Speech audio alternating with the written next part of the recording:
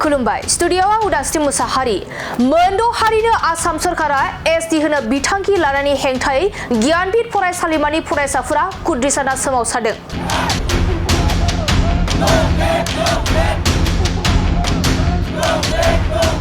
आसामाव मोनद' हारिनो आसाम सरकारा एसटि होनो बिथांखि लानायनि हेंथायै आसामनि दाब दाब जायगाफोराव थाद'नाय गैयै मोन 14 एसटि हारिसानि गौथुमफोरा सोमावसारनायजों लोगोसे आसामाव थानाय गुबुन गुबुन मुलुगसोलोंसालिफोरनि एसटि फरायसाफोरा सोमावसारनाय बायदिनो बाक्सा जिल्लानि सिङाव थानाय गियानपीठ फरायसालिमानि बर' फरायसा गौथुमाबो खौसे सोमावसारो।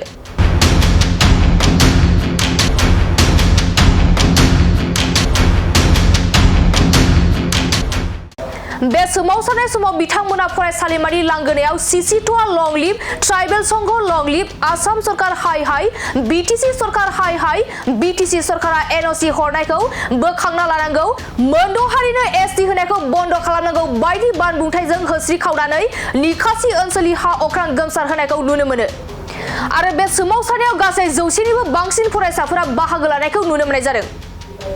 जितु जोंनि बिटिसि सरकार आरो आसाम सरकारा मोनद' जौगाखानाय हारिनो एसटि होनो थांगासिनो बेनि सायाव जों हेंथा खालामनानै दिनैनि बे सोमावसारनाय हाबाफारिखौ लानाय जादों। मानो होनोबा बिथांमोना गोबां जौगाखानाय जोंनि दा बर' हारिया जों मोन 14टा एसटि थाखानाय हारिया बिसिनि एथबां बुरजा सुबुं सानखो थानाय हारिनो जुदि एसटि होदेरबावोब्ला जोंनि एसटि मोननायनि जेबो मुलाम्फायानो थानाय नङा। जोंनि माखासे एसटि खथाफोर मोननायफोरा थानायानो नङा, बियो जोंनियाव जों गादब जागोन बिसोरजों। बिनि थाखायनो जोङो बिटिसि सरकार आरो आसाम सरकारखौ जा बिटिसि सरकारनिफ्राय जोंनिफ्राय जा एनअसि हरदों बेखौ बोखांना लाफिननो थाखाय जोंनिफ्राय खावलायनाय थाबाय, नङाब्ला जों बेनिख्रुइ गोख्रोंसिन सोमावसारफिननाय जागोन।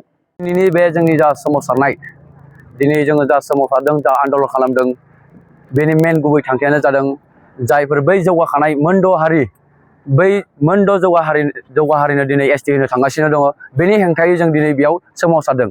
मानो होनोब्ला जोङो दिनै जों जा ट्राइबेल थाखानाय, जा जोंनि ट्राइबेल थाखानाय गासै जोंनि गुबुन गुबुन हारि, बे हारिजों लोगोसे जोंनि दिनै बर' हारियाबो जुदि जोंनि बर' हारिनि जा जोंनि थाखानाय मोन्थाय बेफोरखौ दिनै जोंनि जा government, BTC government, Assam government, लोगोसे जोंनि आसाम गभर्नमेन्टनिफ्रायबो बारनानै जोंनि जा भारत गभर्नमेन्ट बेसिम दिनै एसटि होनो थांगासिनो दङ। बे एसटि होनो थांनाय लोगो लोगो जोंनि जा मोन्थाय बेफोर गासैखौबो जों खोमानानै लानो गोनां जागोन। बेनिखायनो जों दिनै जा बे मोनद' हारिनो एसटि होनो थांगासिनो, जोंनि मोन्थायखौ सेनानै बिथांमोननो गथायनानै होनो नाजागासिनो दङ। बेनिखायनो दिनै जों बे संग्रामखौ खालामदों आरो बे संग्रामखौ जों जेब्लायबो खालामबाय थागोन। जेब्लासिम जों जोंनि न्याय मोना, जों जेब्लासिम जोंनि मोन्थायखौ मोना, जेब्लासिम जों जोंनि रैखाथि खालामनो हाया, अब्लासिम जों बे संग्रामखौ खालामबाय थागोन। दिनै